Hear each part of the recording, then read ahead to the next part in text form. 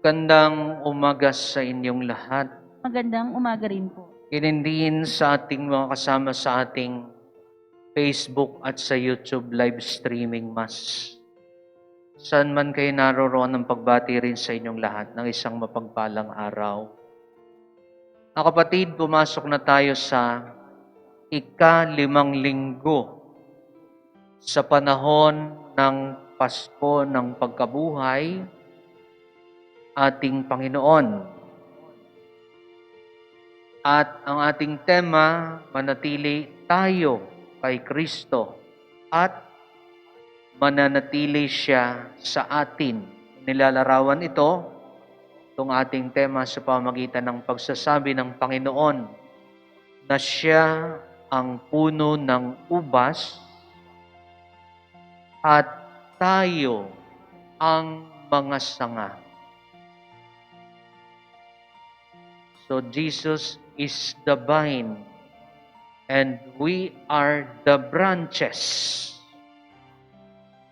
At inilalarawan nga po ang ugnayan natin sa Panginoon sa pamamagitan ng paglalarawan ng ating mahal na Panginoon sa ugnayan ng puno ng ubas sa mga parte ng katawan nito o sa mga sanga nito na kinakailangang manatiling nakakabit ang mga sanga upang masiguradong ito'y makapamumunga ng masagana. Gayun din tayo na kailangan manatiling nakakabit sa punong si Jesus upang tayo rin ay makapamunga ng masagana. So alam niya ng mga magtatanim, no? Alam niya ng mga marunong sa mga puno, lalo tigit sa mga fruit-bearing trees. Alam nila ang gagawin kung papaanong mapararami, no? So dito nga lang sa atin, hindi tipikal ang pagtatanim ng ubas. Sa atin ho, ang makikita sa ating mga puno, ang mga tipikal na puno sa atin, ay ang mga puno ng mangga, puno ng rambutan, puno ng niyong, puno ng lansones. Yan ang tipikal sa atin. Tagpuan dito sa atin. Pero yung mga ubas, ito ay meron pero madalang. Oh. At talagang pagka nagtanim ng ubas, ay talaga hong vineyard. Maraming tanim na ubas. Kaya nga, yan po ang ating ebanghelyo para sa araw na ito. Kaya nga, papaano tayo makapamumunga? Tayo nakakabit kay Jesus. So yung sa puno ng ubas, siyempre naroroon yung pangangalaga ng mga farmers, ng mga magtatanim. So paano nila pinananatili na malusog ang kanilang mga tanim?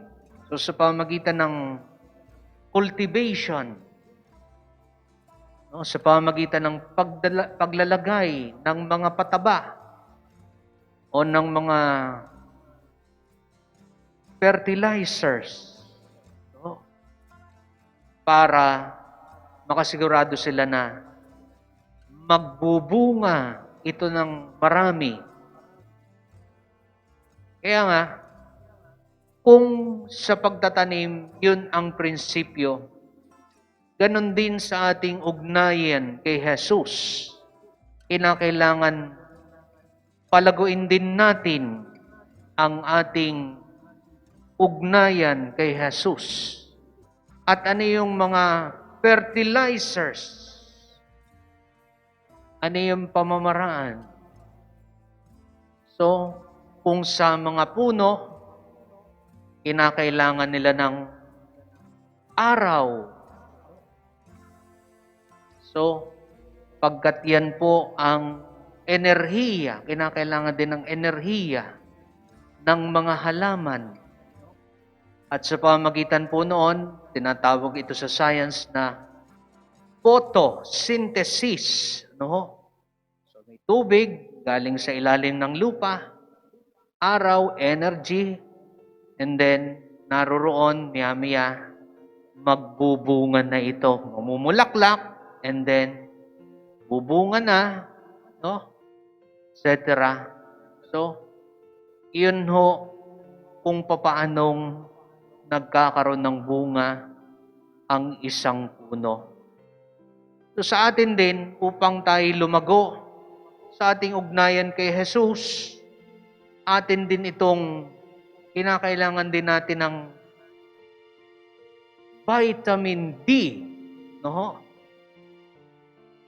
At ang tawag diyan sa vitaminang yan ay hindi lang basta yung vitamin D na makukuha natin sa ating katawan, para sa ating katawan, kundi yan po ay divine sunlight, banal na sikat ng araw. At saan natin makukuha yon? Siyempre, sa atin pong constant prayer life, palagian na mga pananalangin, no? Yan ang pamamaraan. No, na kung yung mga puno, kinakailangan nilang laging naka-expose sa araw para mamunga, so tayo rin, kinakailangan palaging naka-expose sa vitamin D, divine sunlight. Naka-expose tayo sa katotohanan ng mga itinuturo ng Diyos na papaloob sa magisterium. At ganun din sa kanyang pagmamahal, naka-expose tayo sa kanyang pagmamahal. At ganun din sa pakikipag-usap sa Diyos sa kataimtiman ng ating puso. At ganun din sa pagninilay ng kanyang salita ng Diyos. Yan tayo lalago, na kailangan tayo laging nakabilad din sa banal na araw ng Diyos.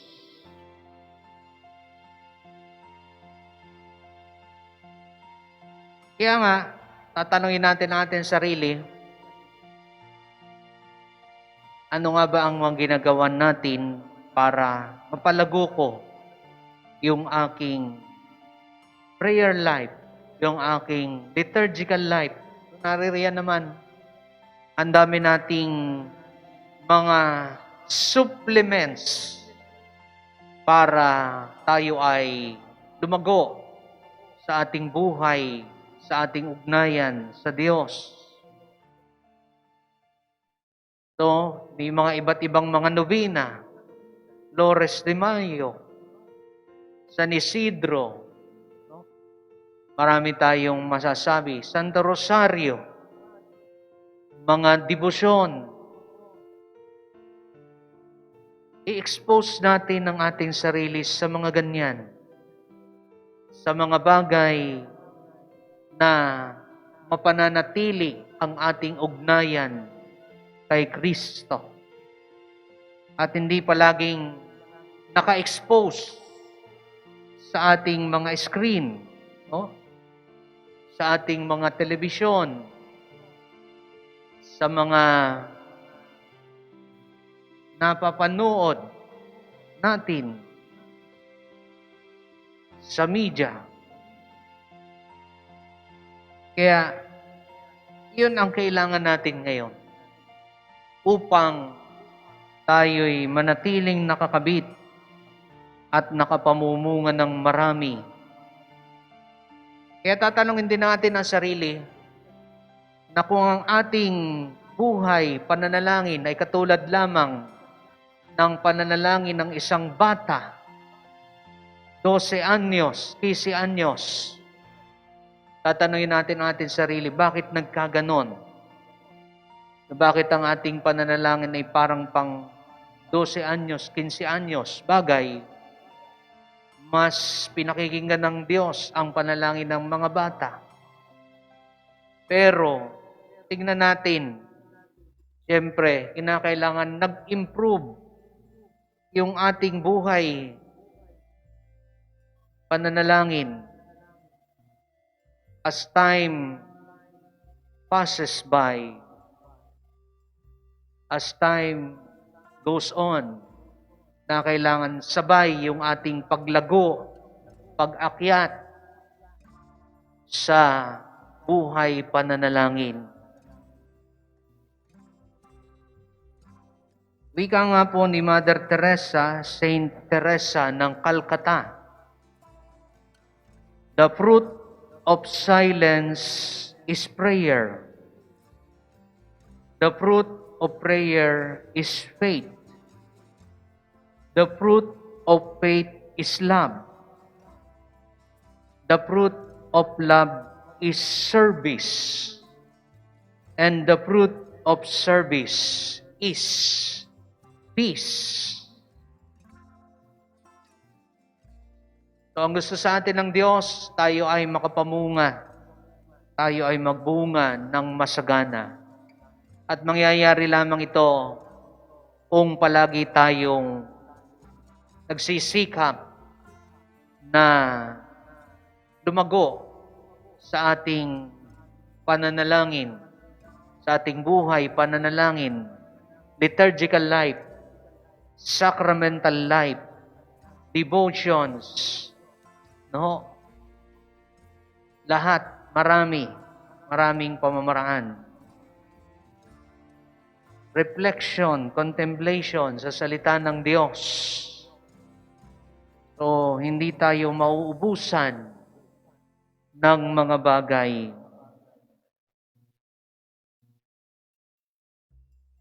So, pananalangin,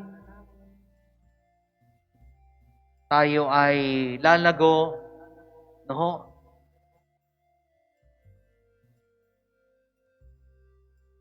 Sa ating ugnayan sa Panginoon, sa ating pagsunod sa Kanya.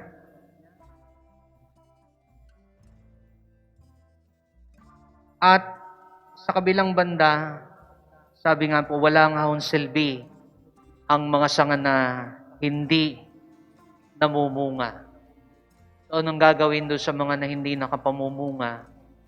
So, ito'y puputulin at gagawin na lamang panggatong, gagawin na lang pangsiga, pangluto ng mga pagkain sa kusina, no? At ayaw natin na mahantong na lang sa ganon. Kaya, sige, kung pang 15 anyos na kailangan, palaguin din natin, sikapin pa natin, dagdagan natin. Pagkat binibigay naman sa atin lahat para di tayo magpabaya sa ating panalangin. Kaya, manatili tayo kay Jesus at mananatili din siya sa atin.